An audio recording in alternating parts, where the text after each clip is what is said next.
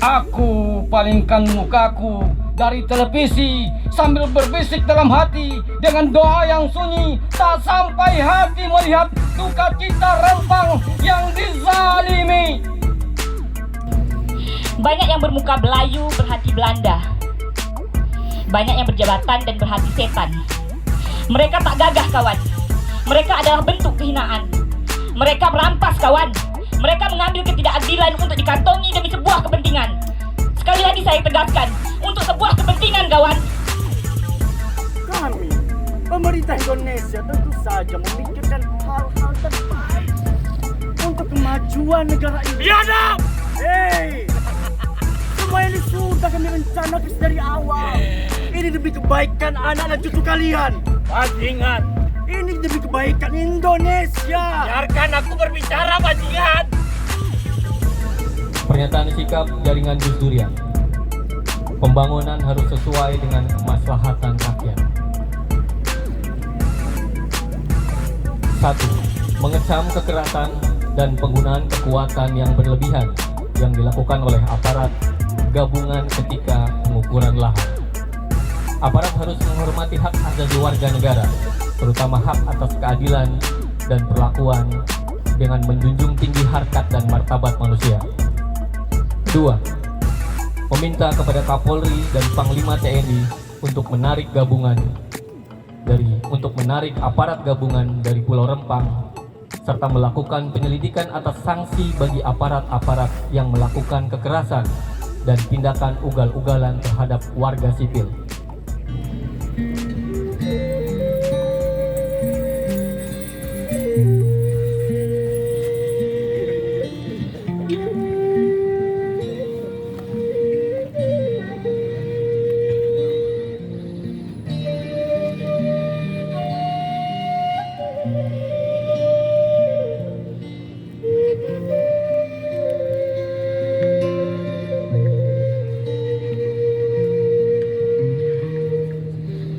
Karya ini tercipta dari Rara.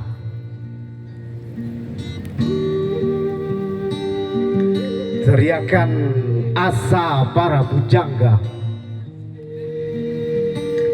Banyak karya yang berbicara, tapi tak dapat memiliki makna.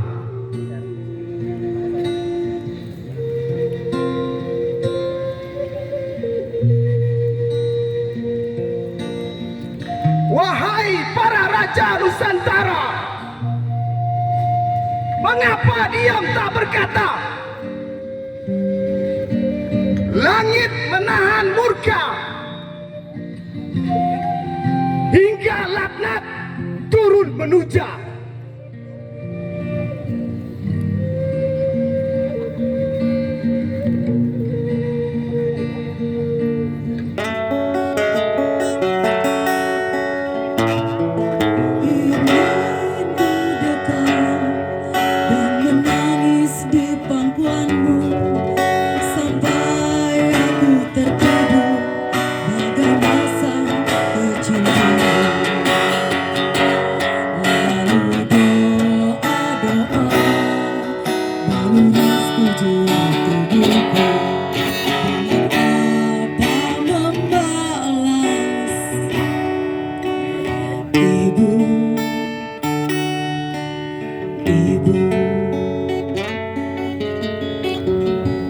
Assalamualaikum warahmatullahi wabarakatuh. Selamat malam, salam sejahtera untuk semuanya. Untuk semua yang hadir di sini ataupun kawan-kawan yang masih di rumah dan menyaksikan kita ada di sini.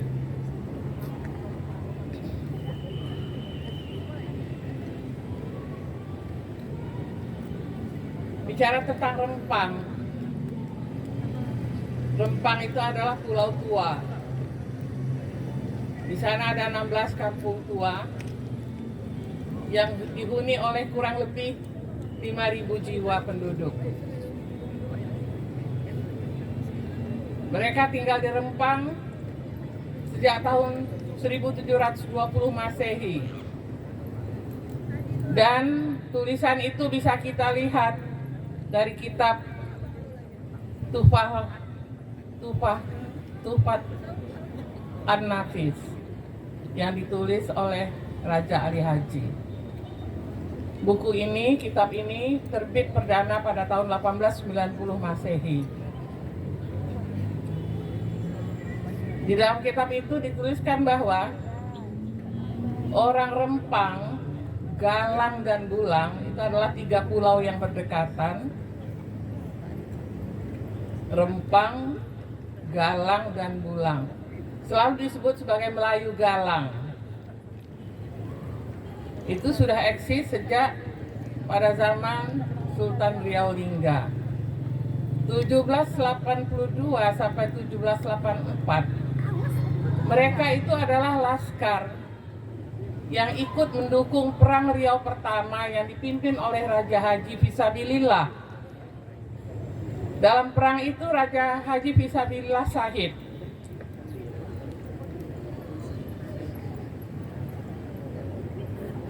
(1784) syahid, dan kemudian dilanjutkan pada Perang Riau kedua oleh pengganti beliau. Tapi orang-orang Rempang, Bulang, dan Galang itu masih tetap menjadi laskar. Dan mereka itulah yang terus-menerus tinggal dan menetap di Pulau Rempang, Galang, dan Bulang. Beranak pinak, berketurunan sampai hari ini. Jadi kalau mereka melakukan perlawanan yang sengit, kita tidak perlu heran karena di darah mereka, di tubuh mereka mengalir darah prajurit. Ketika pusat pemerintahan Riau Lingga pindah dari Bintan ke Daik Lingga setelah selesai Perang Riau kedua 1748,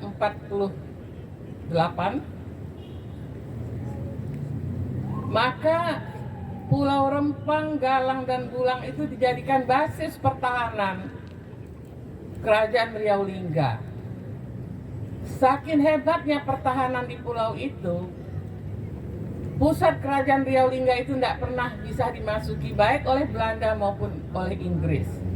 Kita tahu Singapura jatuh ke tangan Inggris, tetapi Riau Lingga tidak bisa ditaklukkan oleh Inggris. Kenapa?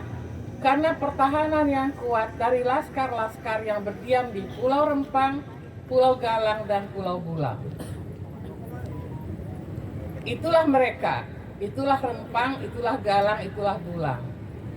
Di Rempang sekarang keturunan laskar-laskar itu berjumlah 5.000 orang.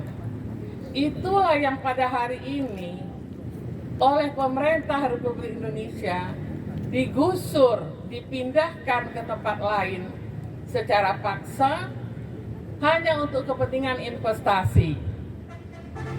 Untuk kepentingan investasi mereka dipaksa meninggalkan tanah kelahiran, dipaksa meninggalkan kampung halaman, dipaksa meninggalkan peradaban tradisi hidup mereka. Mereka dipaksa dan dipaksa. Oleh siapa? Oleh bangsa sendiri, oleh pemimpin sendiri yang dipilih melalui pemilu. Pada zaman pemerintah Belanda pun tidak pernah warga negara kita digusur. Warga negara kita itu dibunuh Belanda kalau dalam perang. Di luar perang tidak. Diponegoro ditawan setelah selesai perang. Imam Bonjol ditawan ketika selesai perang. Semuanya itu berlaku hukum perang. Tetapi sekarang bukan masanya perang.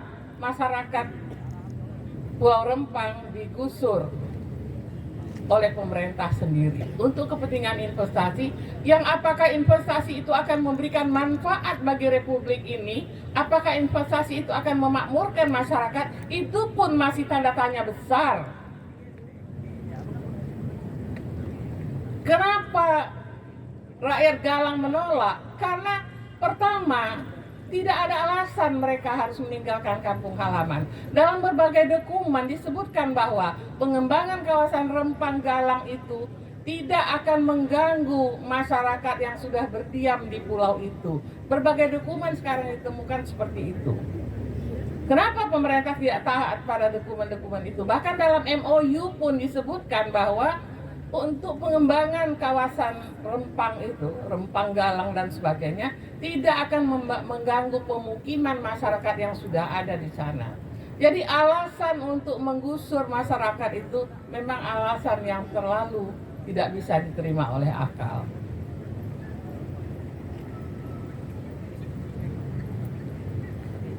Tanggal 7 September kemarin, 1.000 personel, polisi, tentara, dan Satpol PP masuk ke Rempang secara paksa. Kenapa?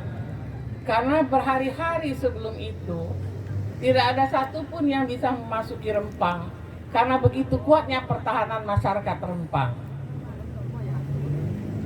Karena itu dikirim 1.000 personel yang dengan paksa menembakkan gas air mata dan terjadi konflik. Sebenarnya kalau konflik itu terjadi, tidak pun mereka menembakkan gas air mata, masyarakat juga akan kalah. Tetapi kenapa harus ditembaki? Sehingga anak-anak di sekolah pun menderita akibat itu. Sejumlah orang dilarikan ke rumah sakit dan sejumlah orang ditahan sampai hari ini. Singkat cerita adalah masyarakat Galang tidak menolak investasi. Apalagi jika investasi itu memang akan membuat republik ini menjadi lebih makmur. Jika investasi itu tidak akan menambah hutang republik ini. Hutang yang sudah banyak sekarang tidak perlu diperbanyak oleh investasi. Kalau memang investasi itu akan membuat republik ini makmur, masyarakat Rempang tidak menolak. Tapi masyarakat menolak dipindahkan dari tanah, dari kampung halaman mereka. Itu yang mereka tolak. Penolakan itu menjadi sempurna, menjadi masuk akal ketika tempat penampungan mereka pun tidak jelas kemana mereka dipindahkan. Bayangkanlah mereka dipaksa meninggalkan kampung halaman, mereka dipaksa meninggalkan tanah kelahiran untuk sebuah kehidupan yang masih tanda tanya besar.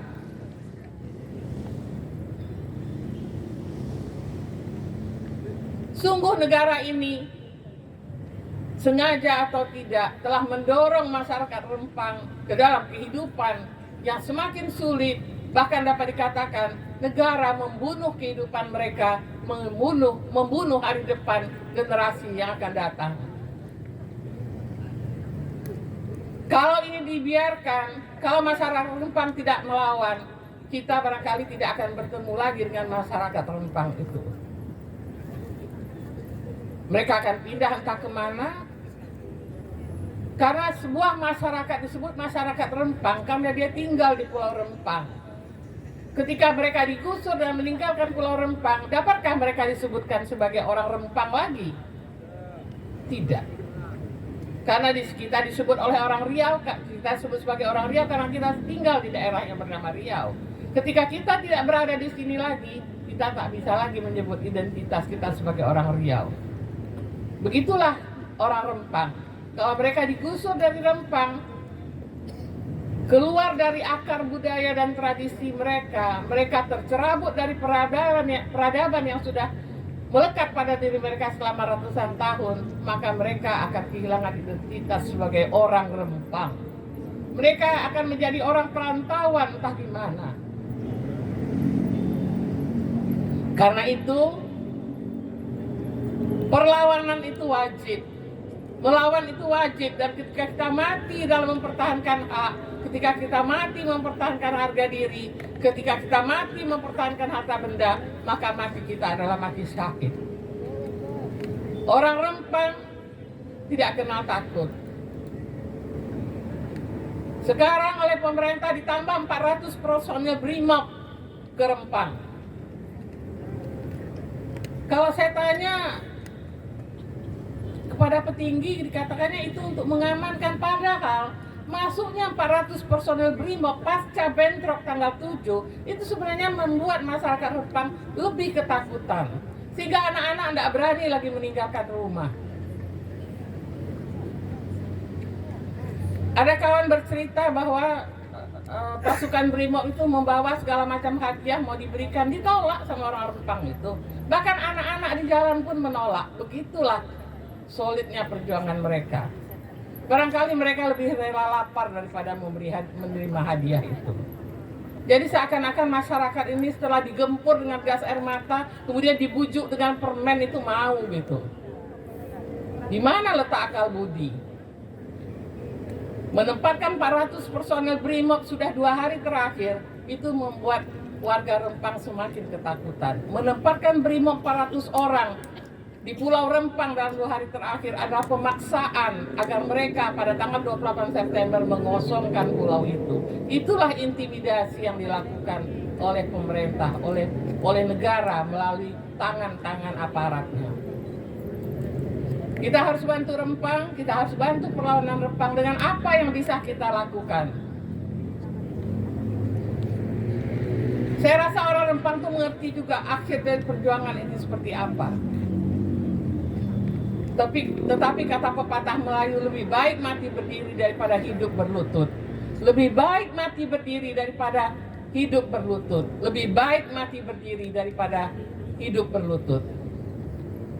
Demikianlah. Assalamualaikum warahmatullahi wabarakatuh. Waalaikumsalam warahmatullahi